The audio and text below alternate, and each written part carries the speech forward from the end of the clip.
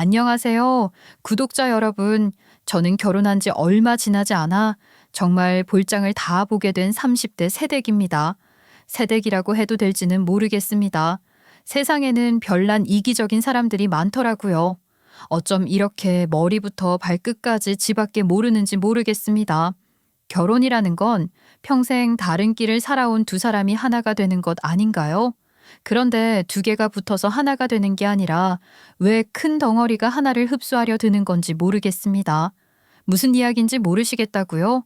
아마 제 사연을 끝까지 들어주시면 알게 되실 겁니다. 머리부터 발끝까지 본인의 입맛대로 굴려보려다 큰 코를 다치게 된 인간들의 이야기를 지금부터 들려드리겠습니다. 저는 일남일녀 집안의 둘째입니다. 위로는 오빠가 하나 있었어요. 저희 오빠는 늘 똑부러지는 사람이었습니다. 그래서 저는 오빠의 영향을 많이 받았어요. 오빠는 학창시절에 1등이라는 것을 놓쳐본 적이 없었고 주변에서도 전부 아들 하나는 기가 막히게 낳아서 노후 걱정 없겠다는 말을 하셨습니다. 저는 노력하는 타입이었어요. 오빠처럼 두각을 드러내진 못했지만 그래도 늘 중간은 하는 사람이었죠. 사람들이 오빠를 똑똑하다고 칭찬할 때마다 곁들여서 저는 시집만 잘 가면 걱정 없겠다고 하셨었습니다. 오빠가 워낙 잘났으니까 제가 조금 잘하면 티도 안 나긴 했었어요. 그걸 가지고 불만을 가졌던 적은 없었습니다. 오빠는 먼저 대학을 서울로 가면서 자취를 시작했고 저 또한 수능을 잘 본 덕분에 서울에 있는 대학에 진학을 하게 되었습니다. 저희 본가는 청주에 있었거든요. 저희 부모님께서는 저까지 서울로 간다는 것을 아쉬워하셨지만 사실 저는 서울이라는 곳을 종종 놀러 가면서 언젠가는 서울에서 꼭 살고 싶다는 생각을 하게 되었어요. 서울 너무나도 빛이 나고 아름다운 곳 아니겠습니까? 제가 살고 있는 청주랑은 공기부터 다른 느낌이었어요. 물론 청주가 싫다는 것은 아니에요. 하지만 훨씬 더 발전이 되어 있고 일자리도 많다는 것을 모르는 사람은 없을 겁니다. 저는 부푼 꿈을 안고 대학에 입학을 했고 누구보다 열심히 놀았습니다. 수석 자리를 놓치지 않는 오빠와는 다르게 저는 하도 놀아서 학사 경고를 받기도 했지만 이때 아니면 언제 이렇게 놀아보냐는 생각이 있었어요. 저는 대학 동기들 사이에서도 노는 자리에서는 빠지지 않는 친구라는 별명으로 불렸었죠. 그리고 그때부터 남편이랑 누구보다 친하게 지냈었어요. 남편은 저랑 마음이 잘 맞는 친구였습니다. 저희 둘이 서로를 목욕탕도 공유할 수 있는 사이라고 불렀어요. 깔깔거리면서 서로를 이성이 아닌 동성 취급을 했었는데 혹시 여러분들은 그런 말을 아십니까? 남녀 사이의 친구가 되려면 한쪽이 마음이 있어야 한다고요. 그리고 그 마음을 잘 숨기고 있어야지만 친구로 지낼 수 있다는 말입니다. 야, 우리는 진짜 평생 친구하자. 알았지? 다른 친구들 다 떠나간다고 해도 우리 둘만큼은 평생 손절할 일 없이 지내는 거야. 그럼 당연하지. 내가 너 아니면 누구랑 이렇게 술 먹고 퍼질러서 놀겠냐? 난 네가 남자가 아니라 여자친구 같다니까. 자식아, 나도 마찬가지거든. 누가 너를 여자로 보겠냐? 세상에 이렇게 드센 여자가 어딨어. 아무튼 대학 가서 제일 좋은 게 너랑 친구 먹은 거다. 남편이 그렇게 말을 할 때마다 저는 양심의 가책을 콕콕 느끼고 좌절을 하기도 했어요. 저는 남편에게 좋아하는 감정이 있는데 남편은 그걸 전혀 모르고 있었어요. 저는 잘 숨기고 있는 상태로 남편과의 진짜 친구라는 명분을 가지고 옆을 맴맴 돌았죠. 그렇게 남편은 군대를 가게 되었고 저는 그 사이에 소개팅도 해보고 썸이라는 것도 타보았지만 이상하게도 남편이 계속 생각나는 바람에 제대로 된 연애 한 번을 하지 못했어요. 그렇게 저는 먼저 대학을 졸업했고 취업에 대한 압박에 정신을 차리지 못했죠. 서울에서 1년을 넘게 취업 준비만 하다가 몇 번의 좌절을 겪고 청주로 내려가게 되었는데 어느 날 남편이 청주에 왔다고 저에게 연락을 한 것입니다. 저는 깜짝 놀랐어요. 그동안 서로 안부를 묻고 지내긴 했었는데 남편은 청주에 아는 사람이라곤 저 하나밖에 없는데 청주로 저를 보겠다고 내려온 겁니다. 이 정도면 착각을 할 법도 하지 않겠어요? 하지만 남편은 저에게 술을 사주면서 여자친구가 생겼다는 이야기를 하더라고요. 저는 큰 좌절을 했어요. 그리고 만취 상태로 집에 돌아와서 결심을 하게 되었습니다. 이렇게 흘려보낼 마음이라면 정말 당당하게 서울에 취업을 해서 최고로 잘난 모습을 했을 때 남편에게 고백을 하고 대차게 차이는 게 낫겠다고요. 저는 청주에서 서울에 있는 회사에 들어가기 위해서 누구보다 노력을 했습니다. 자격증도 땄고 회사 면접을 준비하기 위해서 스터디 그룹까지 들어갔었어요. 그렇게 1년을 더 열심히 준비를 한 결과 저는 당당하게 서울에 있는 회사에 취업을 할 수 있게 되었습니다. 대학을 다니던 시절에 제가 학사 경고를 받았었던 이력이 있었기 때문에 마이너스가 있긴 했지만 그래도 제가 가고 싶었던 회사 중에 하나에 들어가게 되었고 부모님의 도움으로 서울의 자취방도 전세로 하나 얻을 수 있었습니다. 저희 부모님께서는 청주에서 음식점을 하나 하고 계셨는데 그게 버스터미널 근처에 있어서 장사가 꽤 잘 됐었거든요. 집안 형편이 부자라고 하기엔 애매할지 모르겠지만 넉넉한 편이라서 제가 취업 준비를 하는 기간에도 지원을 받을 수 있었고 서울에 취업을 하게 되어서도 집을 얻을 수 있었죠. 제가 서울에 간다는 소식에 제일 기뻐했었던 것은 아마도 남편이었던 것 같아요. 제가 취업을 준비하는 동안 남편도 열혈히 사랑했던 여자친구와 헤어지게 되었는데 저희가 아무래도 나이를 먹기도 했고 또 친구들도 하나둘 취업을 하면서 각자의 삶에 바빠 남편과 술잔을 기울여줄 친구가 없었나 보더라고요. 제가 서울로 짐을 옮기면서 이사를 할 때 제일 먼저 도와주겠다고 말을 했던 것도 남편이었어요. 저는 그렇게 남편의 도움으로 자취집으로 이사를 가게 되었고 남편과 정말 일주일에 한 번씩은 꼭 만나서 이야기를 나누고 시간을 보내곤 했습니다. 저는 그 시간이 너무나도 좋아서 고백을 하지 말까 하는 생각도 했었어요. 그런데 남편 놈이 저에게 뜬금없이 소개팅을 시켜달라고 하는 게 아니겠습니까? 너네 회사에는 괜찮은 여직원 없어? 나 진짜 외로워 죽겠다. 소개팅이라도 한번 시켜주라. 지금 나한테 소개팅을 시켜달라고 말을 하는 거야? 야, 너는 한 번도 해준 적이 없으면서 나한테 부탁은 잘도 한다. 어? 너는 연애하고 싶다고 말을 한 적이 없잖아. 근데 좀 이상할 것 같다. 네가 연애를 한다고 하면 왠지 모르게 서운할 것 같은 이 느낌은 뭐지? 남편은 갑자기 고민에 빠진 듯한 얼굴을 했고 저는 이때다 싶었습니다.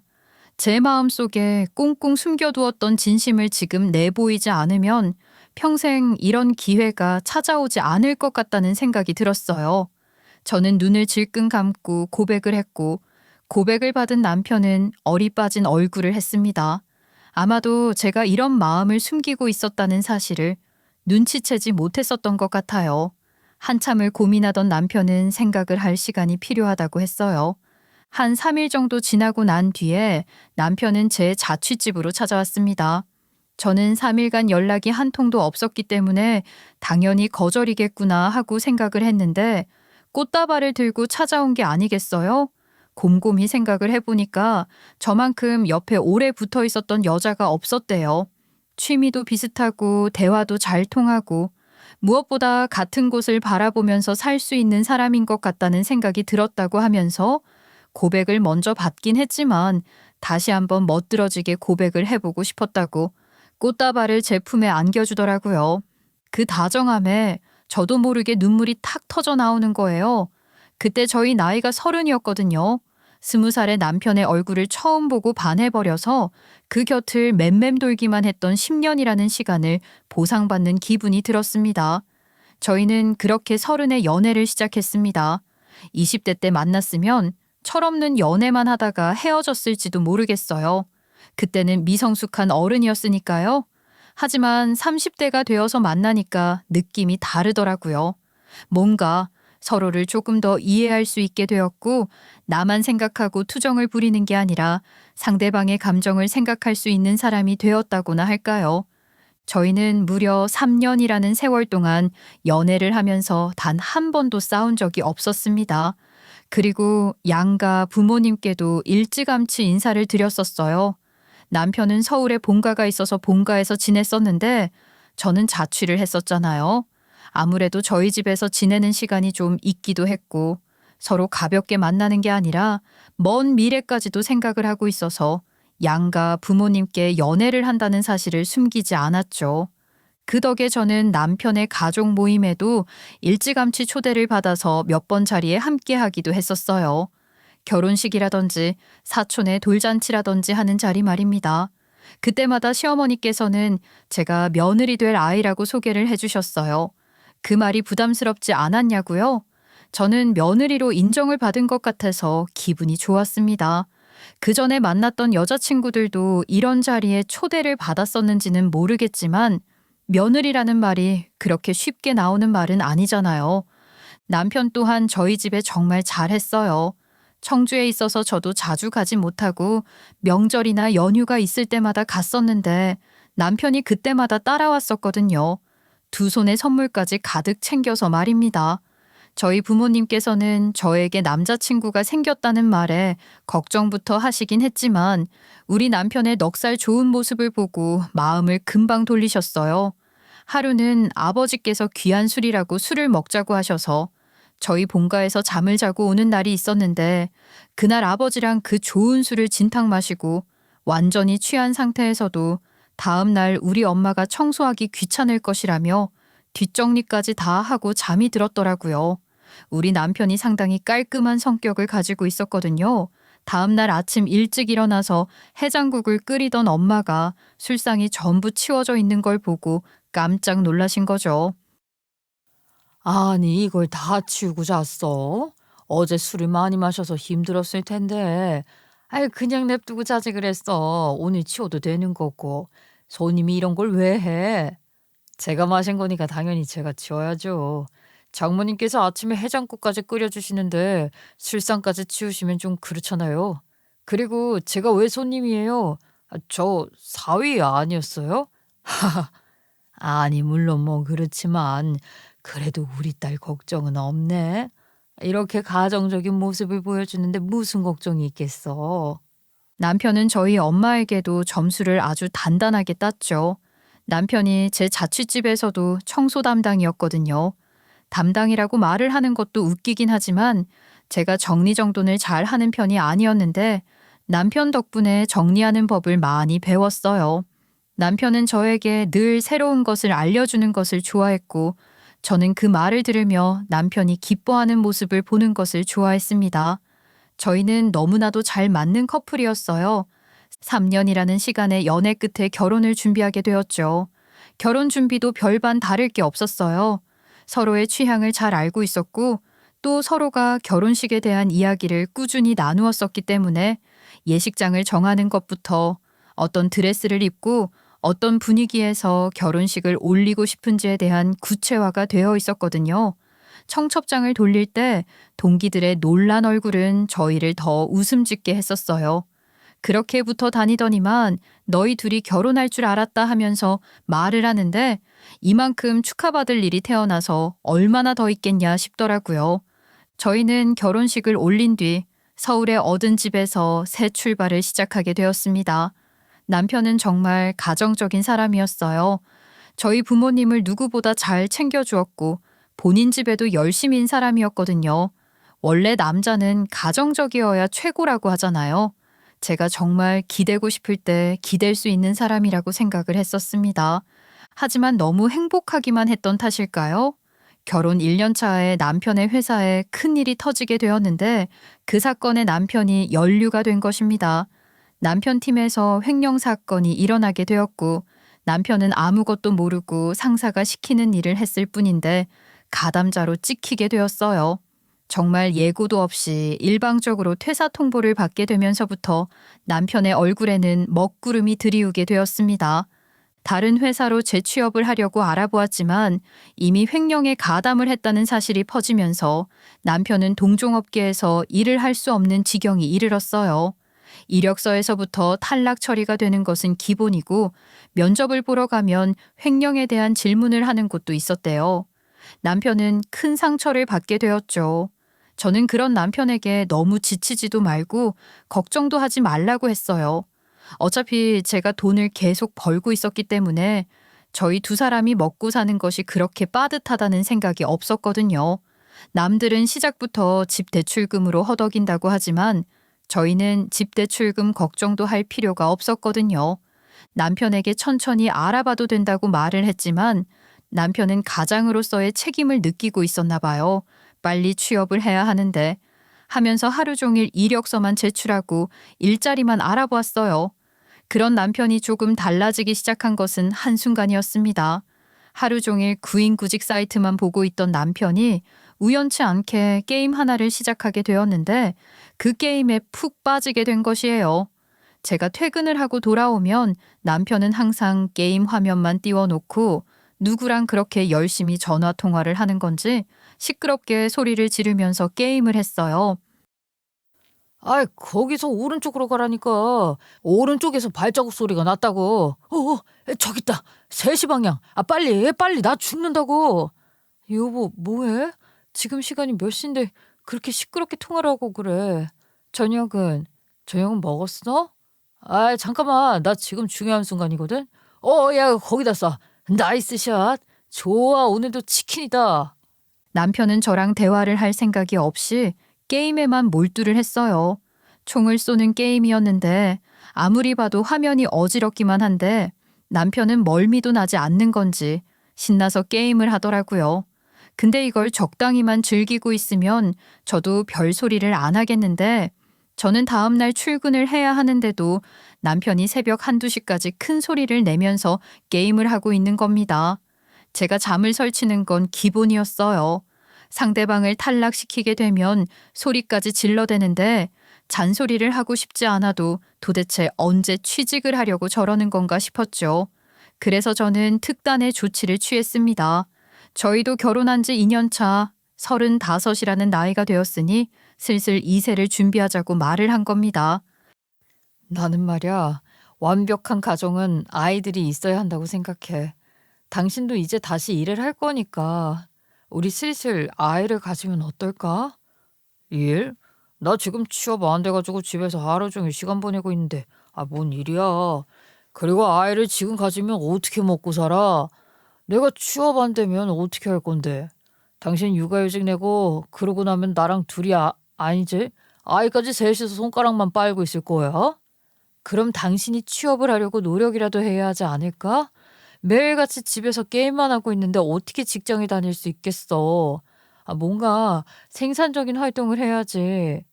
누가 취업 안 하고 싶어서 그래? 억울하게 누명 쓰고 잘린 것도 심란해 죽겠는데 나한테 잔소리 좀 그만했으면 좋겠다. 나도 지금 노력하고 있는 상태라는 거 안 보여? 집에서 게임만 하는 사람이 뭔 노력을 하고 있다고 말을 하는 거야? 나는 정말 이해를 할 수가 없다. 당신은 잘려본 적이 없어서 그래. 내가 그 회사에 들어가려고 얼마나 노력을 했었는데 한순간에 실직을 한 기분 당신 어떻게 알아? 나도 정말 힘들어. 마음고생하고 있고 스트레스 받고 있다고. 그 스트레스 좀만 풀겠다고 게임을 하는 건데 그걸로 뭐라고 하고 싶냐? 남편은 자기 합리화를 하면서 게임이라도 하지 않으면 미쳐버릴 것 같다고 했어요. 남편은 아이를 가지는 것도 계속해서 미루고 저와 같은 방을 쓰려고 하지도 않았어요. 물론 그게 아이를 가지기 싫어서만은 아니었고요. 본인은 게임을 해야 하니까 저랑 취침 시간이 맞질 않는 것이었어요. 저는 점점 남편에게 실망을 하게 되었죠. 어디 쪽팔려서 친구들에게 말도 하지 못했어요. 남들은 오랜 시간 서로를 빙빙 돌다가 만나게 된 천생연분이라고 했지만 실상은 전혀 달랐죠. 거기다가 시댁에서도 저에게 슬슬 압박을 주기 시작했어요. 아니, 우리 아들 왜 이렇게 헬스케졌어? 안색도 별로 안 좋아 보이는데? 좀 피곤해서 그런가 봐. 엄마, 오늘 나 엄마가 해준 갈비찜 먹고 싶은데 해줄 수 있어? 갈비찜? 재료 사와야 하는데. 예, 너 여기 시장 가서 갈비용 소고기 좀 사와라. 시어머니께서는 남편의 안색을 보면서 엄청나게 안쓰러워 하셨죠. 거기까지만 했으면 좋은데 그게 마치 제 탓인 것 마냥 저를 흘겨보시는 게 아니겠어요. 솔직하게 말해서 남편의 안색이 좋지 않은 건 밤에 게임을 하느라 잠을 못 자서 그런 것이었어요. 맨날 새벽 3시에서 4시까지 게임을 하다가 잠이 드니까 그럴 수밖에 없었죠. 더군다나 오늘은 시댁에 오는 날이라고 아침부터 일어나서 준비를 했으니 평소 자는 것에 반밖에 잠을 못 잤고요. 그래서 안색이 안 좋은 건데 시어머니께서는 제가 마치 남편이 취업을 하지 않는다고 돈을 제대로 벌어오지 않는다고 잔소리라도 하는 줄 아시더라고요. 저는 남편이 스트레스 받을까봐 그런 잔소리 한 번 없이 속으로만 끙끙 앓고 있었는데 이런 오해를 받으니까 억울할 지경이었죠. 시어머니께서는 우리 아들 조금 쉬고 있어라 하시더니만 저에게 시장에 가서 소갈비를 사오라고 시키셨고 저는 찍소리 한 번 하지 않고 시장에 다녀왔습니다. 현관문을 열고 들어갔는데 시어머니께서 남편의 어깨를 주물러주고 계시더라고요. 제가 온 것도 모르고 제 흉을 보고 계신 게 아니겠습니까? 아유, 엄마 거기 너무 아프다. 나 어깨가 똘똘 뭉쳤나 봐. 아유, 우리 아들 도대체 집에서 뭔 고생을 하고 있는 거야? 혹시 며느리가 면박이라도 주냐? 너 취업 못했다고? 나가서 돈 벌어오라고 잔소리라도 하는 거야? 안색이 안 좋아도 너무 안 좋으니까 아까 내가 깜짝 놀랐잖아. 이러다가 산송산 되는 줄 알겠어. 아이, 그냥 그렇지 뭐. 내가 회사 잘리고 나서부터는 눈치가 보인다니까. 그런 거 있지? 말로 눈치를 주는 건 아닌데 은근히 행동으로 그래. 나한테 아이를 낳고 싶다고 하는데 어디 우리가 지금 아이 낳을 형편은 아니잖아. 아이야 뭐 형편 가려가면서 낳는 건 아니긴 하지. 근데 너도 재취업할 건데 그 정도는 기다려줄 수 있는 거 아니냐? 우리 아들 어깨 뭉친 거 좀 봐라. 이거 다 이력서 쓰느라 하루 종일 컴퓨터 앞에 앉아 있어서 그런 거 아니냐? 하루 종일 컴퓨터 앞에 앉아있긴 하지. 아이, 몰라. 아파 죽겠어. 나 진짜 이러다가 쫓겨나는 거 아니야? 쫓겨내긴 누가 너를 쫓겨내. 그러면 내가 아주 며느리를 박살내주고 말지. 쟤 옛날부터 네 뒷공문이 졸졸 쫓아다녔다며. 지 처지 생각하면 절대로 너한테 함부로 해서는 안 되지. 그렇게 말을 하는데 도대체 제 처지가 뭐라고 함부로 해서는 안 된다는 건지 의문이더라고요. 더 어이가 없는 건 전 남편한테 잔소리도 안 하려고 했고 함부로 한 적도 없었다는 겁니다. 시어머니 말씀대로 제가 얼마나 뒷공무니를 쫓아다녔는데 제가 남편을 함부로 대할 수 있겠어요? 애정이 있으니까 남편이 잘 되었으면 하는 바람에서 몇 마디 한 건 잔소리도 아니었죠. 그리고 남편의 어깨가 뭉친 것은 하루 종일 이력서를 쓰느라 컴퓨터 앞에 앉아 있어서 그런 것이 아니라 하루 종일 게임을 하기 때문이었어요. 저는 굳이 이 말을 입 밖으로 꺼내지 않았습니다. 그리고 손꼽아 기다리던 명절이 오게 되었어요. 청주에 있는 부모님 댁에 갈 생각에 신이 나 있었죠.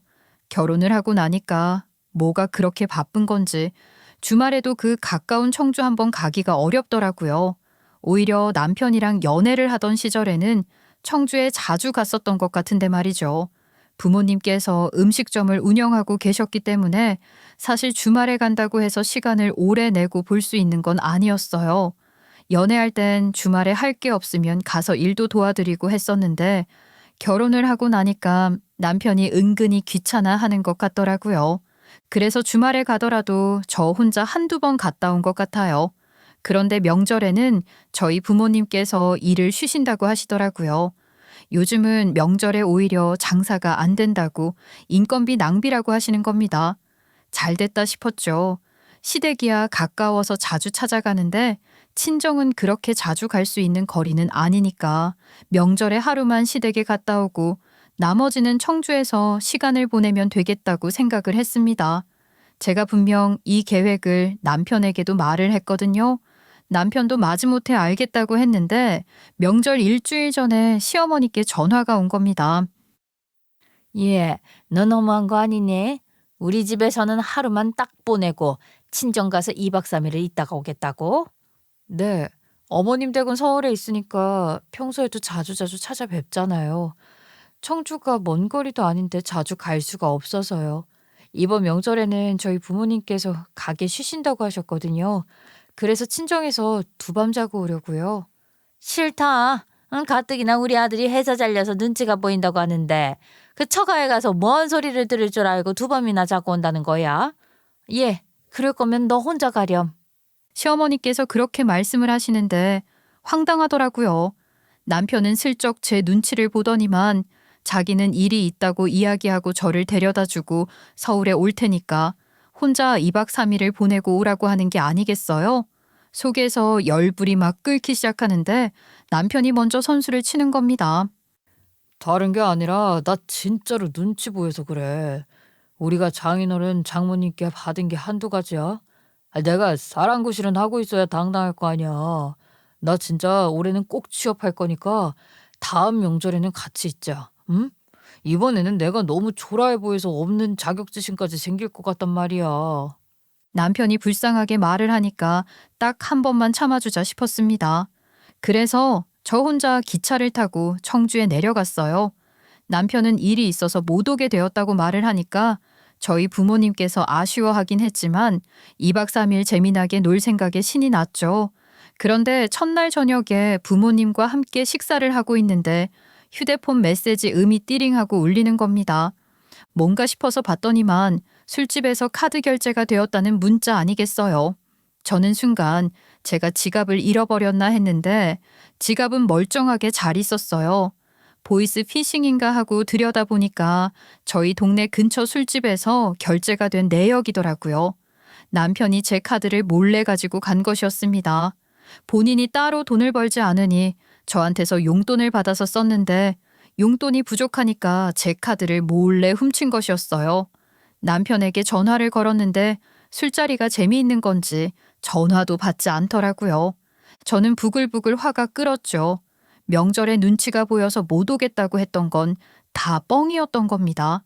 무슨 약속인지 모르겠지만 술 약속이 있어서 일부러 안 온 것이라는 생각이 들었어요. 왜냐고요? 그렇지 않고서야 이날에 맞춰서 제 카드를 굳이 훔칠 이유가 뭐가 있겠어요?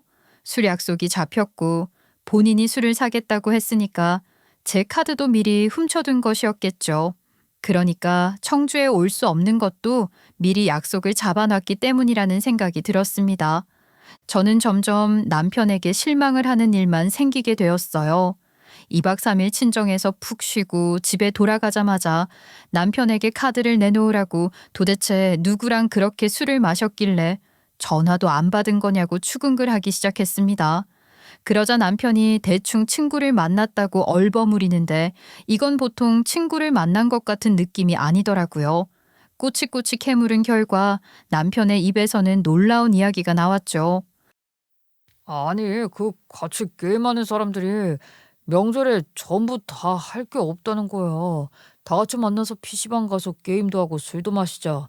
정모를 하자. 그런 얘기가 나와서 갔다 왔어. 나도 오랜 시간 같이 게임을 했던 사람이라 궁금하기도 했고 말이야. 아이, 근데 내가 제일 연장자라 술을 살 수밖에 없었다고. 지금 우리 부모님 댁에 못 가겠다고 한 이유가 같이 게임하는 얼굴도 모르는 사람들 때문이었다는 거야? 그 사람들이랑 정모를 하기로 해서? 아, 솔직히 내가 처가에 가서 뭔 말을 하겠냐? 꺼다 놓은 보리자루 마냥 눈치만 보고 그랬겠지. 아, 나는 당신이 처가 가서 편하게 지내는 동안 집에서 푹 쉬었어. 남편이 머리를 극적이는데 뭐라고 말을 해야 할지 모르겠더라고요. 더 황당한 건요. 집에 제가 사놓은 맥주가 싹 사라졌다는 겁니다. 제가 자기 전에 TV 보면서 맥주 두세 캔 먹는 걸 즐겨 했었거든요. 그래서 대형 할인마트에 가면 박스로 사다 놓곤 했어요. 그러면 저렴하거든요. 명절 전에 한 박스를 채워 놓았었는데 그게 전부 사라지고 없는 거예요. 알고 보니까 술자리에서 그렇게 카드를 긁고 저한테 전화가 바로 걸려오니까 이 차를 가긴 뭐하고 해서 저희 집에 사람들을 불러다가 맥주를 마셨다는 게 아니겠습니까? 저는 너무 당황스러웠어요. 처음 보는 모르는 사람들을 뭘 믿고 집에 부르는 건지요. 그러다가 무슨 사고라도 터지면 어떻게 하려고 저렇게 대책 없이 사나 싶었죠. 제가 잔소리를 하니까 게임하는 사람들 전부 착한 사람들이라고 말을 하는데 뭐부터 바로 잡아야 할지 모르겠더라고요. 그래도 그 게임에 순기능이 하나 있긴 했어요. 게임에서 알게 된 사람이 남편에게 취업 자리를 알선해 준 겁니다. 이전에 다니던 회사에 비하면 정말 보잘것없는 회사였지만 남편이 다시 경제 활동을 한다는 것에 대한 기쁨이 있었어요. 월급은 그럭저럭 받아왔고 저 혼자 아등바등하면서 생계를 책임지지 않아도 된다는 것이 무척이나 기뻤습니다. 저는 이제 슬슬 아이를 가져도 되지 않을까 하는 생각이 들었어요.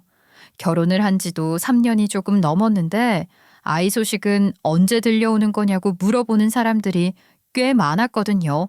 남편에게도 직장이 생겼으니까 아이를 가지자고 말을 했는데 남편이 또 시큰둥한 겁니다. 당신은 아이가 싫어? 아니 연애할 때는 지나가는 애기들 보면 예뻐서 어쩔 줄 몰라 하더니 막상 우리가 아이를 가지자고 하니까 반응이 왜 이러는 거야? 싫은 게 아니라 주변에 애 낳는 사람들이 하는 말 들어보니까 아이 생기면 개인 시간이 하나도 없다고 하더라. 하루 종일 아이만 챙겨야 한다고 하던데. 아이 그러면 너무 갑갑할 것 같아서 그래. 아침에 일어나서 출근하고 일에 치여 살다가 퇴근하고 돌아오면 또 육아지옥이고 그걸 어떻게 평생 하겠냐? 너무 무책임한 이야기 아니야? 우리 부모님들도 다 그렇게 우리를 키웠지 뭐. 그래도 애가 있어야 한 가족이 된다는 느낌이 들잖아. 고작 그런 소속감 하나 가지겠다고 평생 책임을 져야 하는 아이를 낳는 건 아니라고 생각해. 요즘 딩크족도 많이 있잖아. 남편은 딱 잘라서 아이를 가지고 싶지 않다는 이야기를 했어요. 저는 속상했죠. 남편이 제 마음을 몰라주는 것 같아서 밤에 남편이 게임을 하는 사이에 몰래 울기도 했어요. 남편은 퇴근을 하고 돌아와서 씻지도 않고 컴퓨터를 켰고요. 제가 잔소리를 해야지만 컴퓨터 앞에서 게임을 하며 밥을 먹고 먹은 걸 치우지도 않았어요. 저는 정말 없는 아들을 키우는 듯한 느낌이 들었습니다. 하루하루 지쳐가는 제 꼴은 눈에 보이지도 않는 건지 남편은 본인이 취업을 했으니까 다 된 거 아니냐면서 저에게 오히려 잔소리를 하기 시작했어요. 아무리 생각해도 당신이 너무 우리 가족을 안 챙기는 것 같아. 아니, 우리 엄마가 얼마 전에 허리 아프다고 했다며? 어머님이 허리 아프다고 하셔서 내가 찜질팩 선물로 사다 드렸는데 뭔 소리야. 아, 나 정도면 잘 챙기는 거지. 고작 찜질팩? 요즘은 허리 마사지기도 많다고 하던데 엄마는 그런 게 가지고 싶었대. 허리 마사지 기계에도 다 열선이 달려 있어서 찜질 효과까지 있다고 하더라. 그러면 그런 걸 사달라고 미리 말씀을 하셨으면 됐지. 아, 왜 그걸 당신한테 가서 이야기를 하고 그러셔? 당신이 알아서 딱 센스 있게 못하니까 하는 소리지. 어휴, 답답해서 원. 내가 안마의자 하나 해드려야겠네. 뭐? 안마의자가 얼마짜린 줄 알고 그런 소리를 하는 거야. 안마의자 웬만한 거 사려면 300만 원은 기본이야, 기본.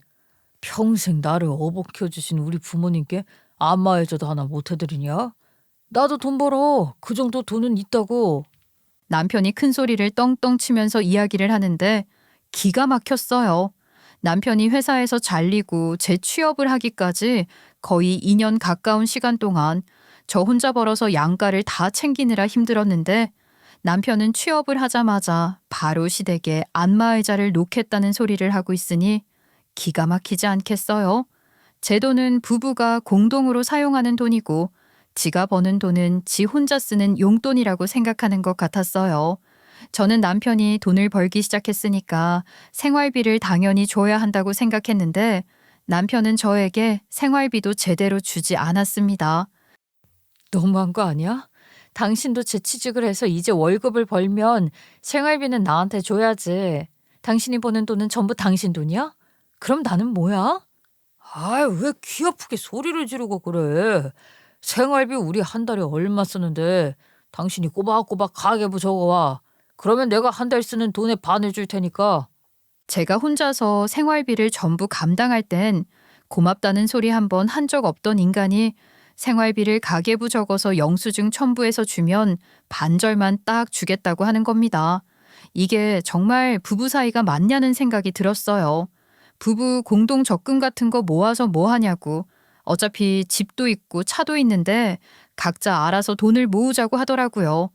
남편이 지 돈 생겼다고 저렇게 딱 잘라서 선 긋기를 하는데 저는 점점 이 생활에 지쳐가기 시작했어요.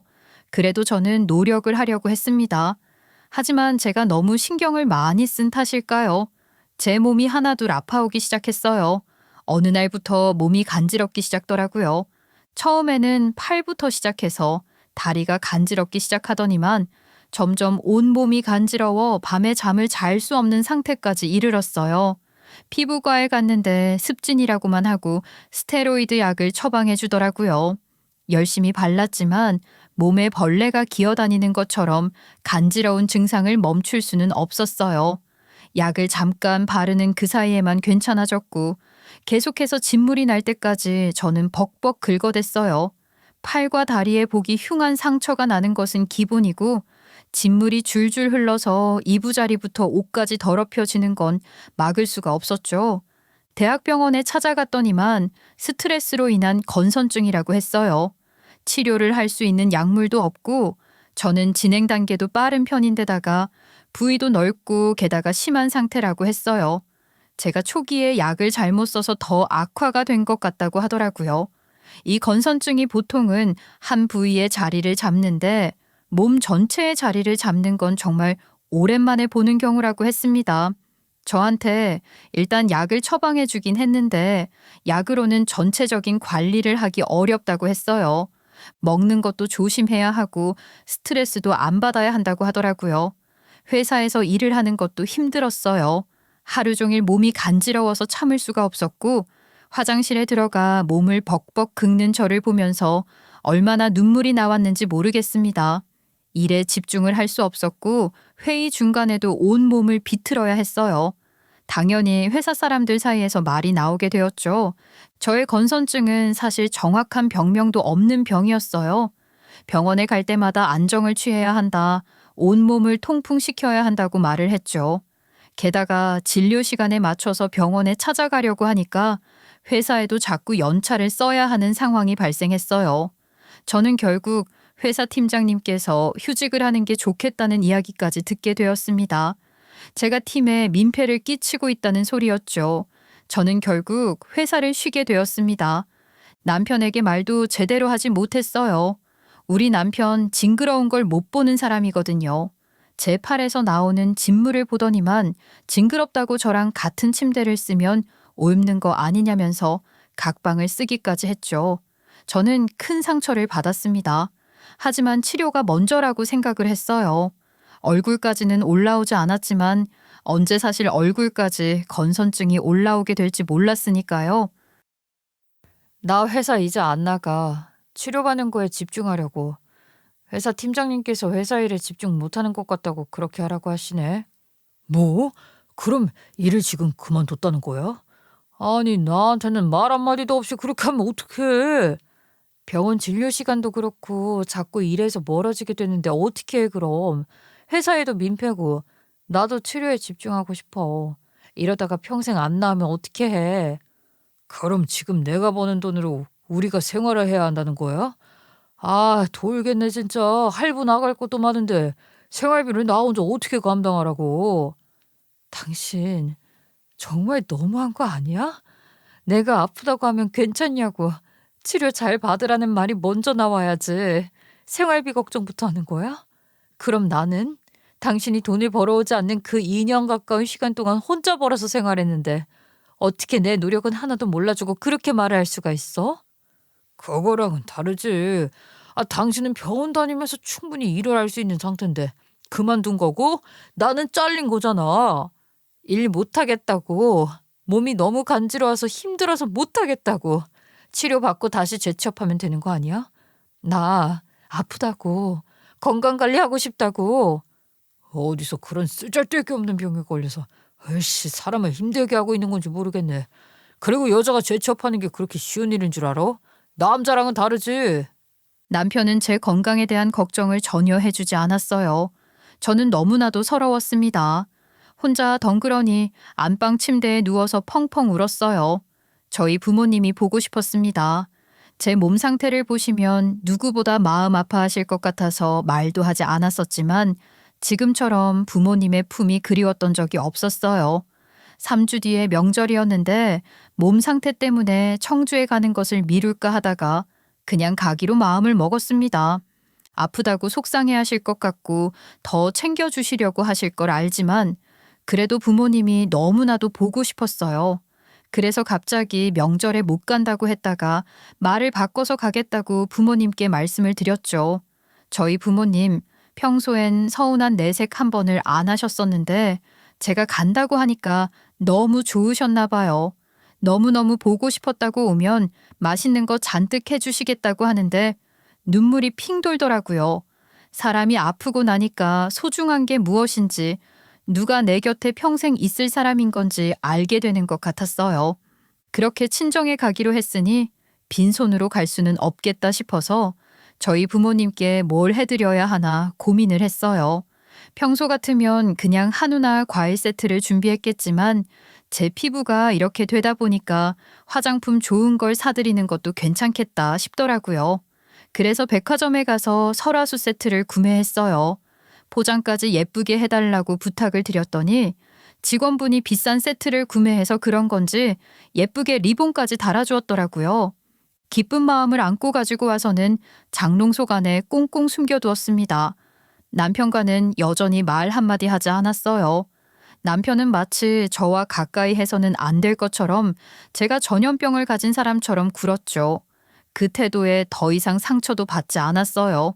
무려 10년 동안 좋아했던 사람이 이런 사람이었다는 것에 회의감을 느낄 뿐이었지요. 그리고 명절 당일 어쩔 수 없이 저와 함께 친정으로 출발을 하게 되었어요. 제가 하도 몸이 가렵다 보니까 기차나 버스 같은 대중교통을 타고 다니는 게 조금 무리였거든요. 상처에서는 계속해서 딱지가 않고 진물이 났기에 다른 사람들이 보기에도 흉해 보여서 피해 다니게 되었거든요. 회사를 나가지 않게 되고 나서부터는 병원만 다니면서 그나마 좀 상태가 호전되고 있긴 했지만 여전히 흉하긴 했어요. 저도 이런 저의 몸이 무척이나 싫었죠. 남편 차를 타서 이동을 하는데 제가 설화수 세트를 품에 꼭 안고 있으니 남편이 슬쩍 보더라고요. 그건 뭐야? 장모님 들을 선물이야? 내 피부가 이렇게 되고 나니까 우리 엄마도 좀 신경 썼으면 해서 설화수 세트 샀어. 백화점 가서. 뭐라고? 뭘 샀다고? 뭐 설화수? 그거 엄청 비싼 고급 화장품 아니야? 그렇긴 하지. 그래도 내가 엄마 위해서 이 정도는 할 수 있잖아. 그런데 그 말이 끝이 나기 무섭게 주차장을 나왔던 차를 돌리는 게 아니겠어요?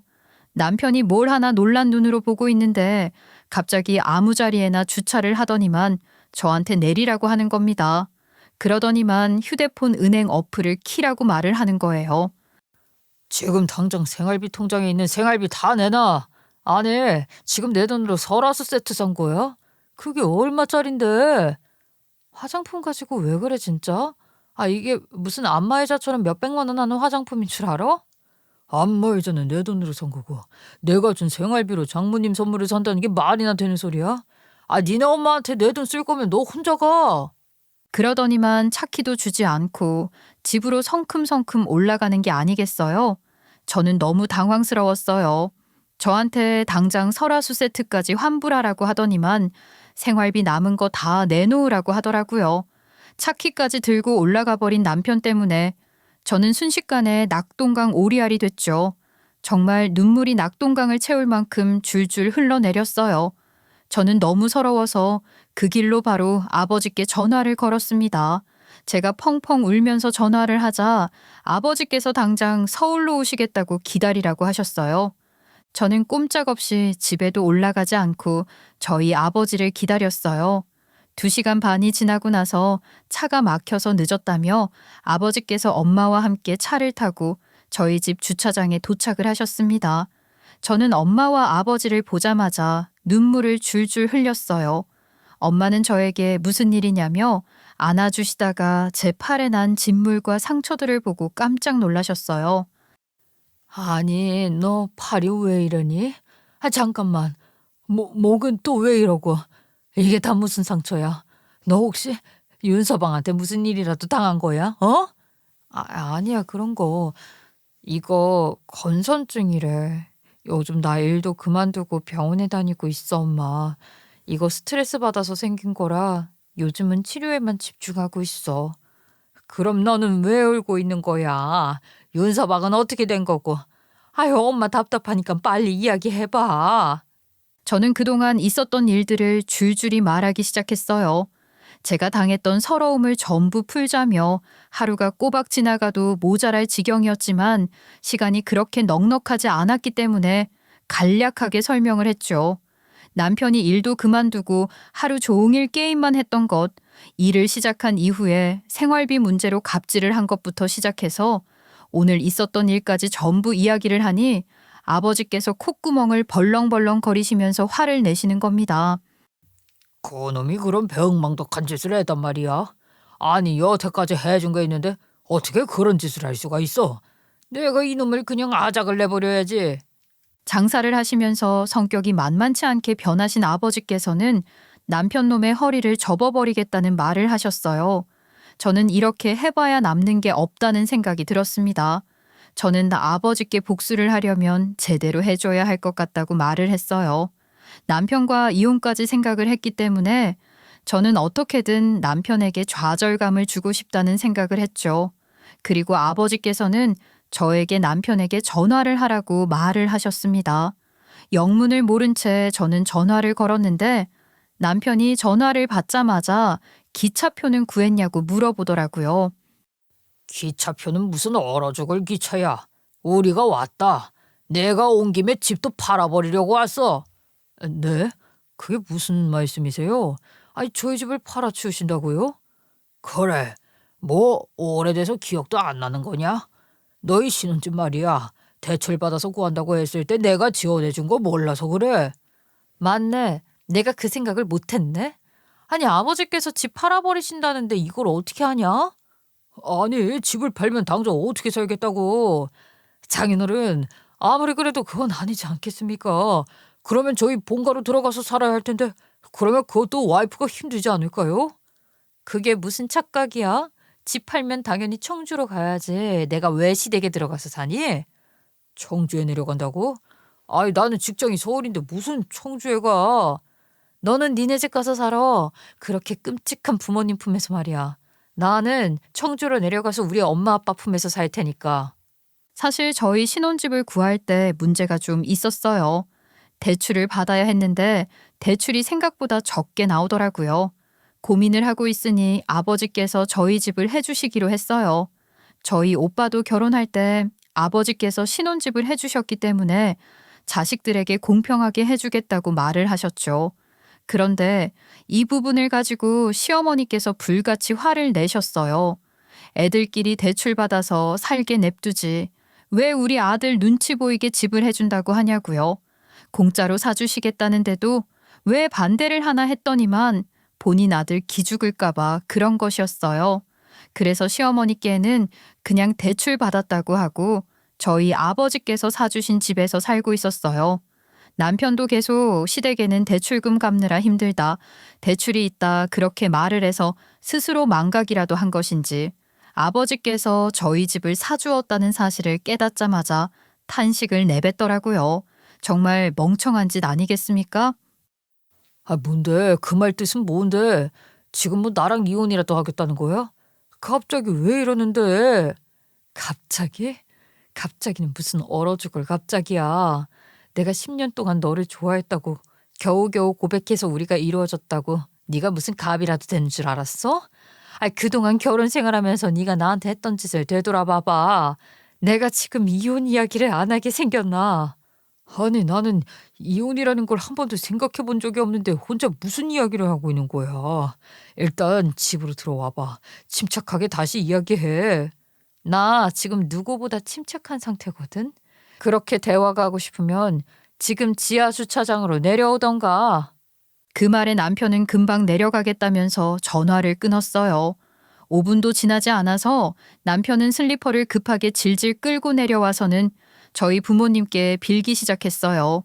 그 모습에 솔직히 당황스러웠던 것은 저였어요. 저는 당연히 남편이 이혼하자고 할 줄 알았죠.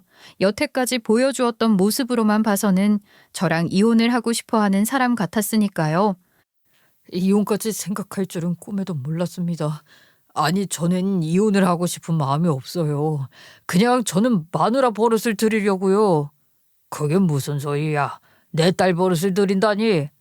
제가 그동안 일도 안 했었고 너무 무시를 당하는 느낌이 들어서 이 사람이 저에게 한 달에 용돈 20만 원 주는 것도 억울했고요.